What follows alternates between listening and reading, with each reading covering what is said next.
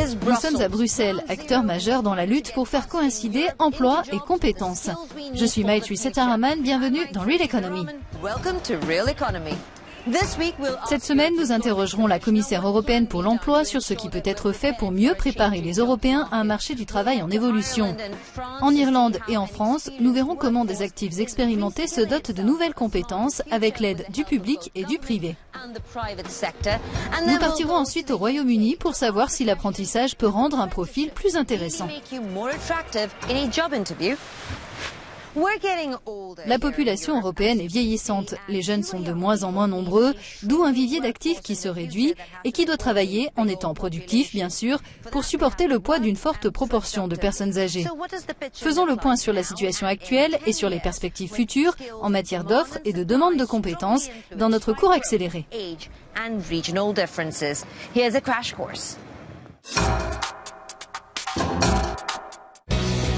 Maria, Mark et George figurent parmi les millions de personnes au chômage en Europe. Près de la moitié des employeurs affirment qu'ils ne trouvent pas les compétences requises chez les demandeurs d'emploi. 2 millions de postes ne sont pas pourvus. Si comme 40% des Européens actifs, Maria, Mark et George sont peu qualifiés en informatique, des offres d'emploi leur échappent.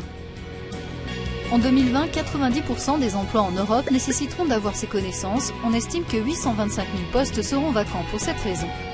En 2025, la majorité des emplois exigera un niveau élevé de qualification. Maria fera carrière si elle obtient un diplôme en biotechnologie, par exemple. Marc, lui, est plombier de formation. Ce niveau de qualification intermédiaire s'annonce lui aussi riche en opportunités d'emploi. George, de son côté, a quitté l'école sans diplôme, comme 5 millions d'Européens. 40% d'entre eux sont aujourd'hui en recherche d'emploi. En 2025, ils s'exposeront à un chômage de longue durée, car peu d'emplois leur seront accessibles. Ces dernières années, avec la crise, plus de 12 millions d'Européens ont été au chômage pendant plus d'un an. Ce sont majoritairement des hommes, dont certains hautement qualifiés. Pour aider ces chômeurs de longue durée à retrouver un emploi, des projets existent. Certains sont financés par le Fonds social européen et le Fonds européen de développement régional.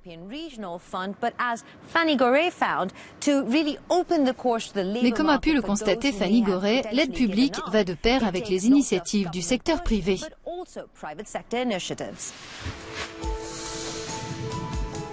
Dans le canton de Dublin, en Irlande, nous rencontrons Ronan Cunningham, qui est resté 2 ans sans emploi.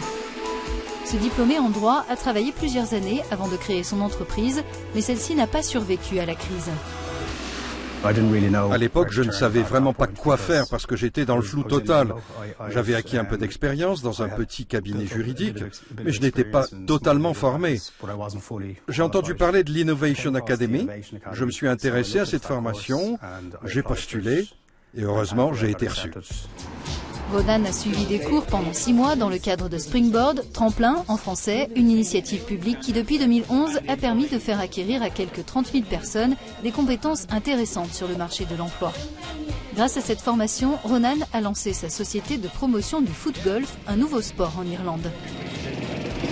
J'ai réussi à trouver ce terrain de golf et ensuite tout l'enjeu c'était d'ouvrir le plus vite possible. Grâce à cette formation, Ronan a pu se tourner vers l'entrepreneuriat pour retrouver du travail. Mais il faut que les gouvernements et les entreprises jouent ensemble pour permettre aux demandeurs d'emploi de revenir dans le jeu. C'est pour cette raison que parfois, pour reclasser leur cadre au sein de leurs effectifs ou leur faire accéder à un autre emploi, des entreprises s'offrent les services de consultants, comme Evelyne Catrineau, installée dans le quartier de la Défense à Paris, elle les accompagne dans cette phase de transition. De plus en plus de personnes doivent passer par une formation pour retrouver un emploi parce que le monde du travail change, les métiers changent, donc ils doivent absolument être à jour de leurs compétences. On voit actuellement plus de besoins en mobilité interne de la part des entreprises parce qu'ils ont le souhait de motiver leurs collaborateurs à rester dans l'entreprise au lieu de les faire sortir de l'entreprise. Ce genre d'initiative permet aussi à ceux qui risquent de perdre leur emploi de se réorienter sur des postes où ils peuvent faire progresser leur carrière. D'après les dernières études, les opportunités d'emploi en Europe se trouvent majoritairement dans les professions libérales, puis dans les services. Ces postes, quantifiés ici en milliers, se trouvent plutôt en Allemagne, au Royaume-Uni et en France, qu'en Irlande par exemple. Dans ce pays où le taux de chômage atteint 10%, le parcours de Ronan est en tout cas un exemple de requalification réussie. Depuis le lancement de notre activité, j'ai embauché 5 personnes. Pour ma part, je gagne bien ma vie. J'espère pouvoir recruter du monde dans les années qui viennent. Nous sommes avec la commissaire européenne pour l'emploi, les affaires sociales et les compétences, Marianne Thyssen. Madame la commissaire, quelle est la situation réelle en Europe? Est-ce qu'on manque de compétences ou est-ce dû au fait que le marché du travail a totalement changé? Il y a un peu de tout ça. On constate que plus de 2 millions de postes sont vacants et c'est en grande partie dû à un manque de compétences. On ne peut pas faire de généralité à l'échelle de toute l'Union européenne. On ne peut pas avoir une approche uniforme. Par exemple, dans la région de Toulouse, où se trouve un bassin d'emploi dédié à l'aérospatiale, on a besoin de compétences différentes de celles demandées à Londres, où le secteur de la finance est prépondérant. Ce qui est important, c'est que les cursus de formation et le parcours des travailleurs se correspondent pour bien voir ce dont on aura besoin à l'avenir. Les deux chemins peuvent se rejoindre plutôt que de rester séparés. S'ils doivent se rejoindre, des réformes structurelles sont nécessaires dans de nombreux pays. Est-ce que c'est réalisable ? Nous demandons aux États membres de se doter d'un système de protection sociale qui soit moderne, ce qui veut dire qu'ils doivent protéger et soutenir les demandeurs d'emploi, mais aussi leur donner des opportunités d'emploi et aider les chômeurs de longue durée. On agit de manière concrète par le biais de propositions adressées aux États membres en leur disant « D'abord, faites une évaluation individuelle de toutes ces personnes et examinez quel est leur potentiel, quelles sont les difficultés, quels sont les obstacles à surmonter pour qu'elles reviennent sur le marché du travail. Un problème de compétence ou d'une autre nature. Ensuite, on proposera d'établir une sorte de contrat. D'un côté, les instances publiques doivent apporter toute une série d'aides. De l'autre, les demandeurs d'emploi doivent s'engager à suivre ce parcours. Ce qui est très important, c'est que les chômeurs de longue durée soient bien repérés en tant que tels pour qu'avec le temps, ils ne perdent pas leur motivation à suivre une formation. Faisons une pause dans cette interview et parlons des efforts pour soutenir la formation professionnelle. La garantie pour la jeunesse et plus globalement l'initiative pour l'emploi des jeunes dotée de 6 milliards d'euros s'efforcent de combler le fossé entre compétences et emploi. Mais ces programmes et ces apprentissages aident-ils vraiment les jeunes à se lancer dans une carrière sur le long terme? Pour le savoir, Monica Pina s'est rendue dans un restaurant un peu particulier au Royaume-Uni. Une pincée de sel, une bonne dose d'effort, ajoutez-y des formateurs bien préparés et des stagiaires très motivés et vous obtenez 15. Installé dans la région des Cornouailles, 15 Cornwall est un restaurant réputé et une entreprise sociale. Chaque année, de jeunes chômeurs défavorisés de 16 à 24 ans s'y forment au métier de chef. Sur les 100 apprentis qui ont participé à notre programme, 80% exercent encore en tant que chef. Même ceux qui n'ont pas fini leur formation avec nous continuent sur cette voie. Beaucoup travaillent dans des restaurants et des hôtels. Le taux de chômage des jeunes Européens est plus de 2 fois supérieur au taux général. 11% des 18-24 ans ont abandonné l'école prématurément. C'est pourquoi l'Europe accélère le développement de programmes d'apprentissage et de stages de grande qualité pour les faire correspondre aux demandes des employeurs et doter les jeunes des compétences qu'il leur faut à long terme. Inspiré par le célèbre chef Jamie Oliver, 15 Cornwall est un programme connu au plan international que l'Union européenne aimerait voir reproduit. Car aujourd'hui, tous les apprentissages ne sont pas aussi qualitatifs. Le projet a vu le jour grâce au soutien financier du Fonds social européen et du Fonds européen de développement régional.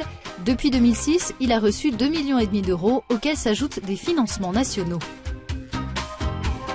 Ces dispositifs européens viennent compléter l'initiative pour l'emploi des jeunes lancée pour favoriser l'accès à l'emploi des moins de 25 ans dans les régions où le taux de chômage les concernant dépassait 25% en 2012.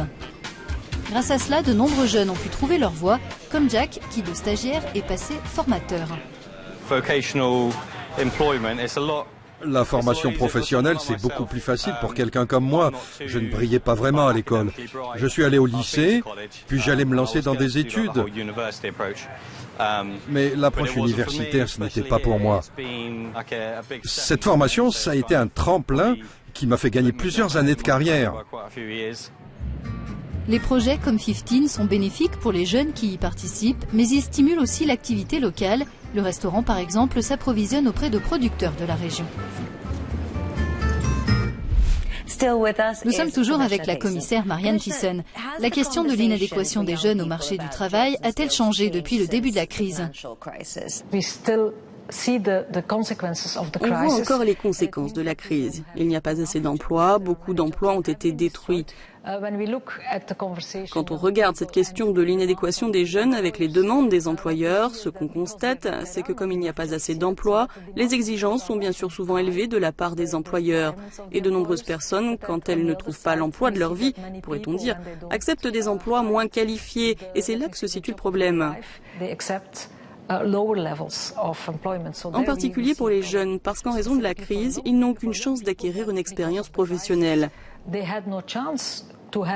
C'est pour cette raison que nous sommes si désireux de promouvoir le système de l'apprentissage, parce que cela donne aux jeunes la chance d'avoir une première expérience, la première expérience dont ils ont besoin. La